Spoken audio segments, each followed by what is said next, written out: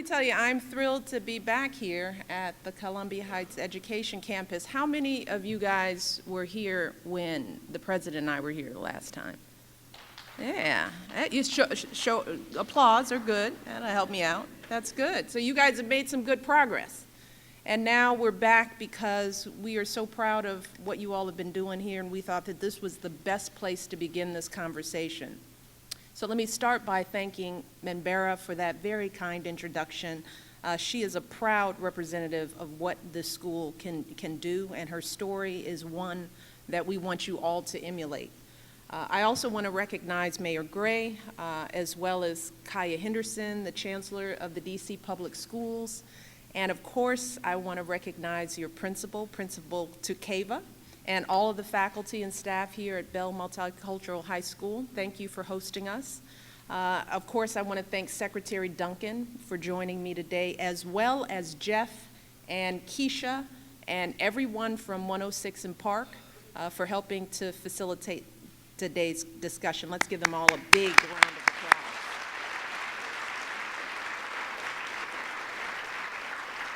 But most of all, I want to recognize all of the young people who are here with us, the sophomores here at Check. And I wanted to come here today because you guys and students like you across America are at the heart of one of my husband's most important goals as president. See, when Barack came in office, one of the very first things he did was to set what he calls a North Star goal for the entire country, that by the year 2020, the year that all of you will be graduating from college, that this country will have the highest proportion of college graduates in the world. Now, Barack set this goal because as a generation ago, we were #1 in college graduates. But over the past couple of decades, this country has slipped all the way to 12th. We've slipped. And that's unacceptable. And we've got a lot of work to do to turn that around and get back on top. But Barack didn't just set that goal because it's good for our country. He did it because he knows how important higher education is to all of you as individuals. Because when the year 2020 rolls around, nearly 2/3 of all jobs in this country are going to require some form of training beyond high school. Now that means whether it's a vocational program, community college, a 4-year university, you all are going to need some form of higher education in order to build the kind of lives that you want for yourselves, good careers, to be able to provide for your families. And that's why the President and Secretary Duncan have been doing everything they can to make sure that kids like you get the best education possible and that you have everything you need to continue your education after high school. They have been fighting to strengthen your schools and to support your teachers. They've been working hard to make college more affordable for all young people in this country, no matter where you come from or how much money your parents have. They've been working with parents, teachers, administrators, community leaders all across this country just to help you succeed. But here's the thing, and I want you to listen to this. At the end of the day, no matter what the president does, no matter what your teachers and principals do, or whatever is going on in your home or in your neighborhood, the person with the biggest impact on your education is you. It's that simple. It is you, the student. And more than anything else, meeting that 2020 goal is going to take young people like all of you across this country stepping up and taking control of your education. And that's what we're going to talk about today. We're going to talk about the power that each of you has to commit to your education. We're going to talk about the power that you have to fulfill your potential and unlock opportunities that you can't even begin to imagine for yourselves right now. And when I talk about students needing to take responsibility for their education, I want you all to know that I'm speaking from my own personal life experience. Like Membera, growing up, I considered myself pretty lucky. Even though my parents didn't have a lot of money, they never went to college themselves. They had an unwavering belief in the power of education. So they always pushed me and my brothers to do whatever it took to succeed in school.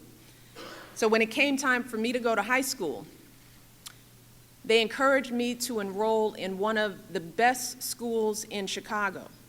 It was a school a lot like this one. And listening to Mbera's story, it was so similar because my school was way across the other side of the city from where I lived. So at 6 a.m. every morning, I had to get on a city bus and ride for an hour, sometimes more, just to get to school. And I was willing to do that because I was willing to do whatever it took for me to go to college. I set my sights high. I decided I was going to Princeton, but I quickly realized that for me, a kid like me, getting into Princeton wasn't just going to happen on its own. See, I went to a great school, but at my school we had so many kids, so few guidance counselors, they were dealing with hundreds of students. So they didn't always have much time to help me personally get my applications together. Plus, I knew I couldn't afford to go on a bunch of college visits. I couldn't hire a personal tutor. I couldn't enroll in SAT prep classes. We didn't have the money. And then, get this, some of my teachers straight up told me that I was setting my sights too high. They told me I was never going to get into a school like Princeton. And I still hear that doubt ringing in my head. So it was clear to me that nobody was going to take my hand and lead me to where I needed to go. Instead, it was going to be up to me to reach my goal. I would have to chart my own course. And I knew that the first thing I needed to do was have the strongest academic record possible. So I worked hard to get the best grades I could in all of my classes.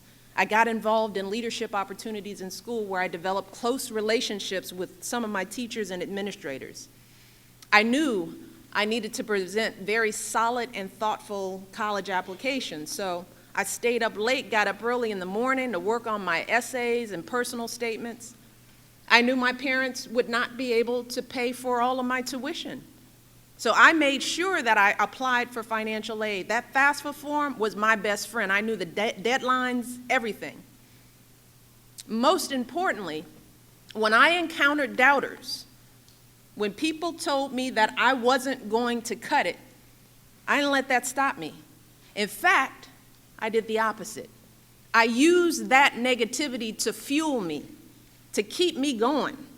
And at the end, I got into Princeton, and that was one of the proudest days of my life. But getting into Princeton was only the beginning. Graduating from Princeton was my ultimate goal. So I had to start all over again, developing and executing a plan that would lead me to my goal. And of course, I struggled a little bit. I had to work hard again to find a base of friends and build a community of support for myself in this Ivy League university. I remember as a freshman, I mistakenly rolled into a class that was meant for juniors and seniors. And there were times when I felt like I could barely keep my head above water. But through it all, I kept that college diploma as my North Star. And 4 years later, I reached that goal, and then I went on to build a life I never could have imagined for myself. I went to law school, became a lawyer. I've been a vice president for a hospital. I've been the head of a nonprofit organization. And I am here today because I want you to know that my story can be your story. The details might be a little different, but let me tell you, so many of the challenges and the triumphs will be just the same. You might be dreaming of becoming a doctor, a teacher, maybe a mechanic or a software designer. Or you might not know what you want to do right now, and that's fine. But no matter what path you choose, no matter what dreams you have got to do whatever it takes to continue your education after high school. Again, whether that's going to community college, getting a technical certificate, or completing a training opportunity, or going off to a 4-year college. And once you've completed your education, you will have the foundation you need to build a successful life. That's how me, that's how Minbera, that's how so many other students have overcome adversities to reach our goals. There's another young man, Roger Sanchez. He's another example of a Czech alum who is working toward his North Star goal. In 5th grade, Roger came to the United States from the Dominican Republic to live with his mother. When Roger arrived in America, he could barely speak a word of English. He often couldn't understand anything his teachers were saying, so he decided to put a piece of paper in his pocket so he could jot down all the new words he heard, and then he'd ask his friends and teachers to translate for him. He went to the library and poured through books and videos and cassettes to help teach himself English.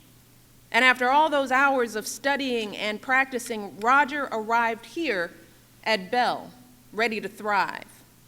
And every day he put the same effort into his classes that he put into learning English.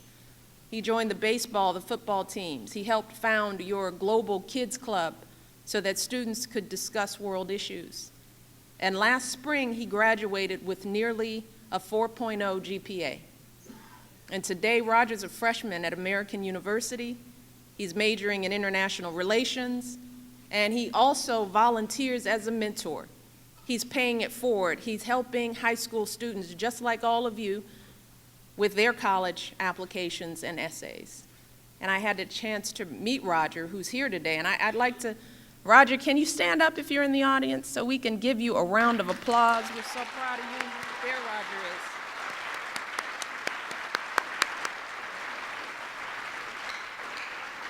Congratulations. So every day, students like Minbera and Roger and all of you are proving that it is not your circumstance that defines your future. It's your attitude. It's your commitment. You decide how high you set your goals. You decide how hard you're going to work for those goals. You decide how you're going to respond when something doesn't go your way. And here's the thing.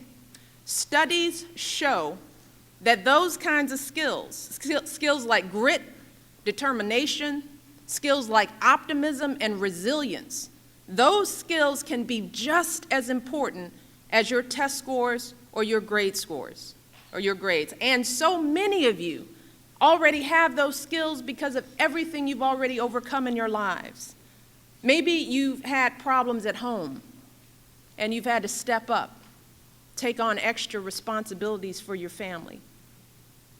Maybe you come from a tough neighborhood and you've been surrounded by things like violence and drugs. Maybe one of your parents has lost a job and you've had to struggle just to make it here today.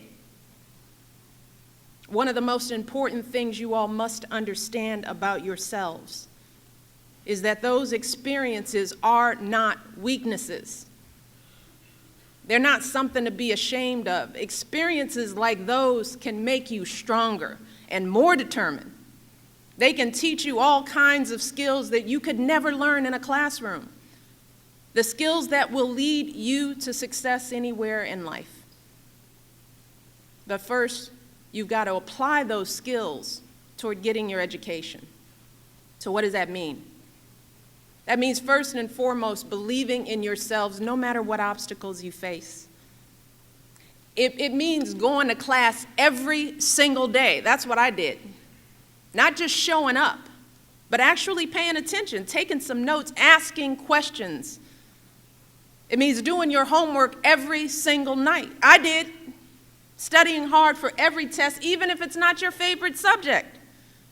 It means reaching out to your teachers and counselors and coaches and asking for help whenever you need it.